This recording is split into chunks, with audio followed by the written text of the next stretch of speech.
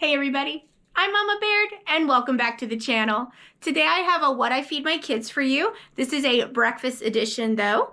So this is just a couple of the different meals that I fix for my kids throughout the week. If you're new here, I'm Carolina and I homeschool my 3 children. So I am in the kitchen for breakfast, lunch, and dinner. I do a lot of food bank hauls, pantry cooking, and canning and preserving on my channel. If that's the kind of content you're into, I hope you would consider subscribing. I would love to have you as a part of my family. Alright guys, so let's get into it and I'll show you a couple of the different breakfasts that I cook for my kids. Hey everybody, for today's breakfast I have a little bit of elk steak left over, so I'm going to be cooking that with some eggs, and I'm cutting up some peppers and onions, and then I'm going to open up this block of cheese and get that shredded. One of you guys gave me the tip of wearing a glove when I shred my cheese, because the oils from your skin help the cheese mold faster.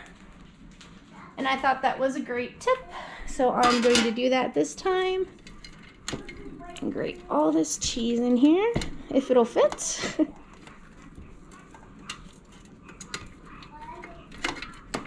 Alright, if your bet was that it wouldn't fit in the container, you were right, it did not.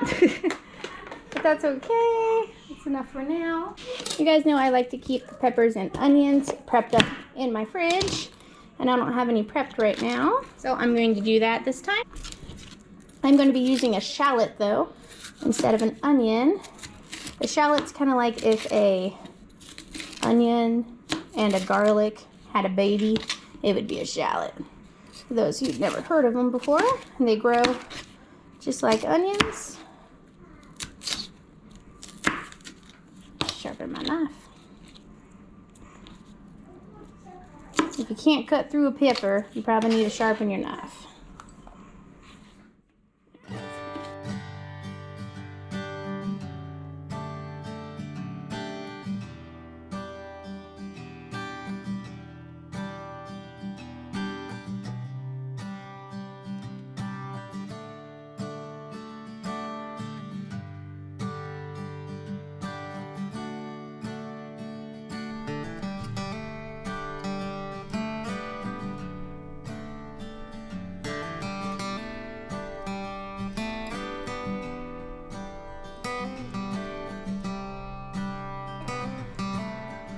Still got my thing of peppered bacon grease that I'm working through here. So I'm gonna put probably about a tablespoon in the pan. I have it at about a 6. I'm gonna add in half of these shallots and half of these bell peppers. Okay, so I just added the shallots to that bell pepper, and we will save this for another use. The peppers are probably a little big, but that's okay. My kids like bell peppers. My daughter can eat it like an apple, a raw one. I'm like, okay. On this leftover elk steak, this was backstrap that I made. We had some extra one. I'm just going to cut them a little smaller. My kids have officially named this elk and eggs. Mom, you making elk and eggs for breakfast? I was like, yeah. I'm so glad they like it. Those of you who haven't seen, we got our first elk, and I broke down the back straps and the tenderloin. I can link that video below if you're interested in checking it out and seeing how to kind of break down a large piece of meat. And this was our first time trying it, and we had it for breakfast, and everybody loved it. So that's great news. Okay, so it's kind of smaller. Just took a bite-sized pieces there. So those are kind of cooking. They're getting a little char. You see that char on that pepper, you know. So I'm going to add in the elk.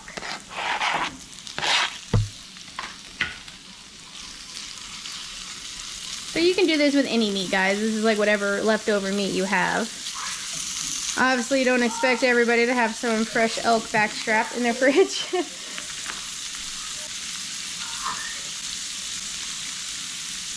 What do you smell, Jack? Huh? Someone smells something good in the kitchen. Smelling good in here? Yeah? Good boy.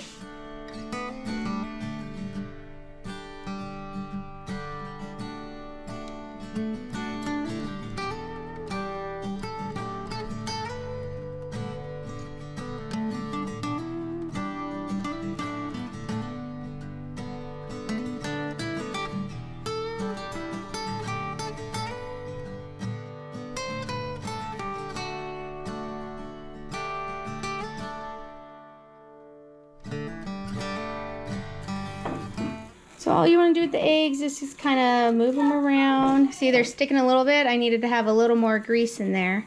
So if you guys are thinking that's like too much oil that I'm putting down, you know, you got to think it cooks off a bit, and you have it for the peppers and the onions and the meat, and then you also have to have enough for the eggs as well. So, you know, and bacon grease is a good fat, butter's a good fat. All right, so this is pretty good. I'm gonna turn this off, and the steam will cook it the rest of the way. Got my cheese here. Sprinkle it over there.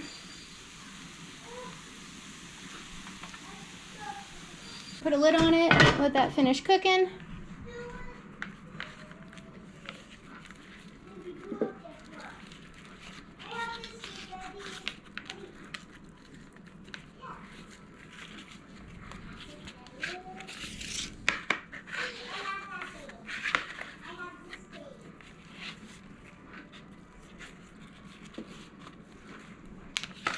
And that's what's for breakfast.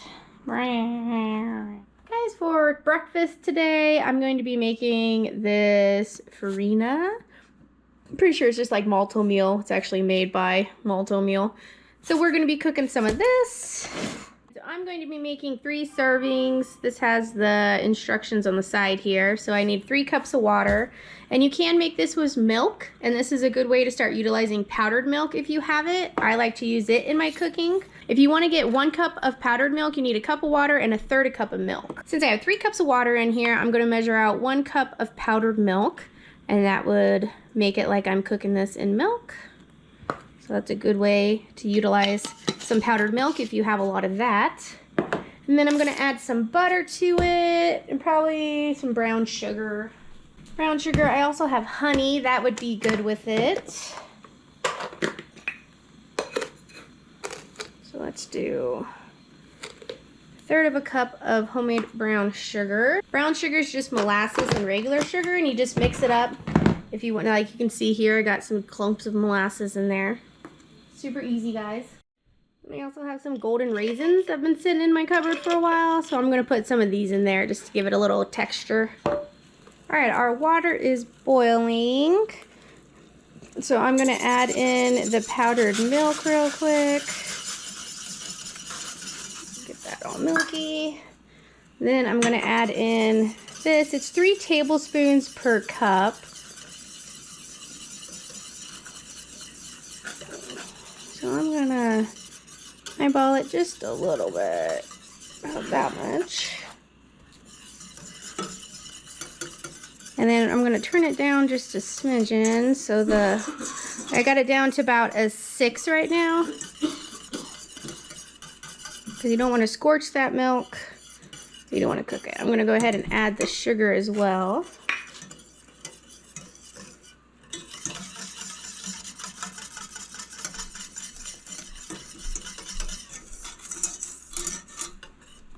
And we're going to let that boil just for a couple minutes to thicken up.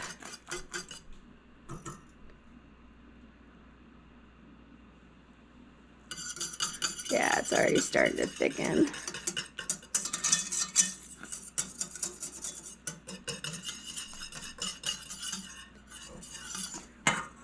And I'm going to go ahead and put some of the raisins in there so they can get a little plump.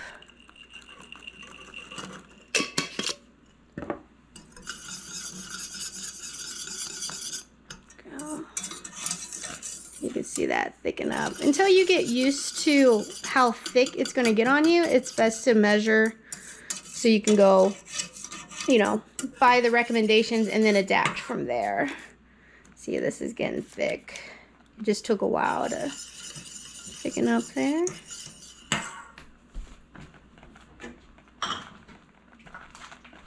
And add a little bit of vanilla as well.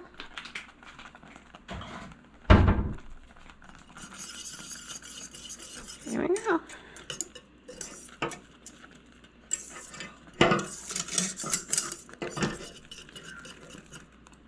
So I'd say that's thick, so I'm going to turn it off. And I'm going to give it a try.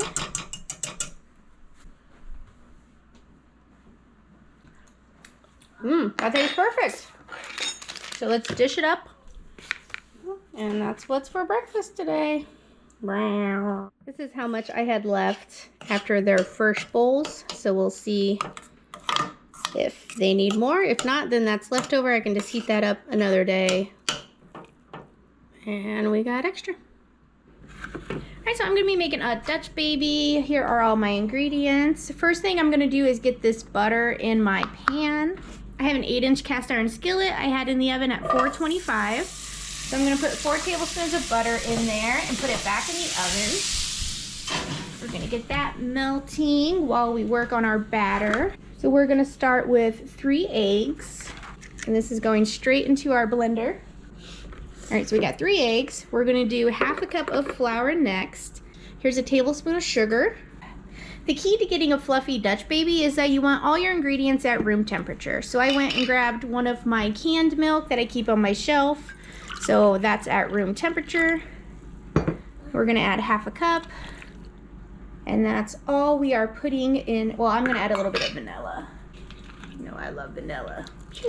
All right, so we're gonna get this on the blender. We started smelling the butter, so we knew it was ready. So we took that out while we're gonna mix up our batter. Okay, and now I'm gonna mix this up. Don't mind my messy counter. I haven't washed it yet this morning, but. And you just want this to have a smooth texture.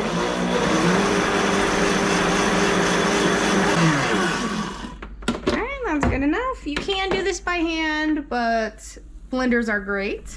And now I'm going to pour this directly into our melted butter. It's more like brown butter now. That's okay. And then this is going to bake for 15 minutes. And then we'll check it. Remember, our oven's at 425. Okay, another thing I'm going to be making for this Dutch baby. These blueberries were frozen. My daughter was eating them frozen, and then they got neglected. And my husband put these up last night just in the fridge, which right there, that's how they got in the fridge. I don't know about you guys, but I've had to retrain my husband to put stuff away to actually put it in a container. It doesn't just get like that in the fridge. Anybody else suffer that? So I'm gonna add a little bit of sugar to that just to kind of bring out the juices. And then I'm gonna add some cornstarch because I'm thinking about making like a syrup, kind of like a blueberry, fake blueberry syrup or something. I don't have too much, and my husband doesn't really like whole blueberries, so he won't use any of this. So I'm just gonna add this to my pan. Actually, I don't know, this is a pretty small amount, but we'll see if this works. And just a smidgen of water.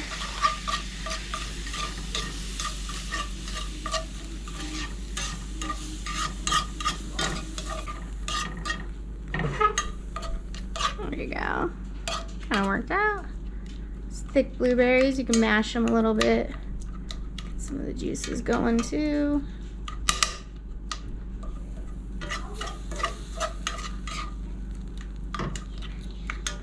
I'm gonna taste it, see how it's tasting.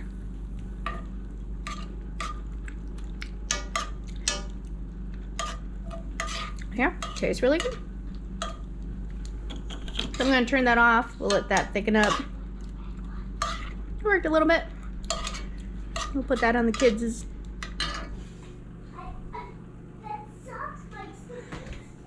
There it is right here. Oh, it's done. You see how fluffy that is?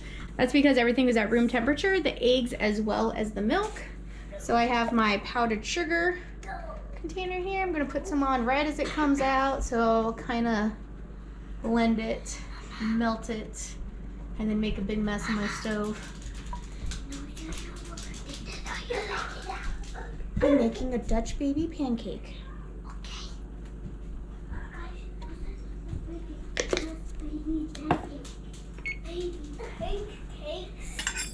And we're gonna cut this.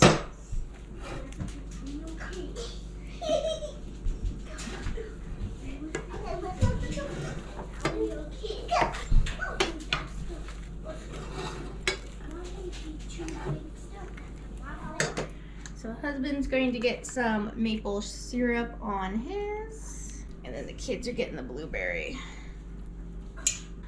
And that's what's for breakfast. And there's a couple of the different types of breakfasts I've made this week for my kids. The malto meal, the cream of wheat, was very good. What are some of your favorite things to include in cream of wheat? I would like to spruce it up a little bit. I still have some of that box left. If there's an ingredient that you're stuck with and you don't really know what to do, join my Facebook group. I have it linked below. We do a lot of recipe sharing and idea swapping in the group, and it's just a lot of fun. So join my Facebook group if you are interested in that. Thank you so much for watching, guys, and I'll catch you next time on Mama Baird's.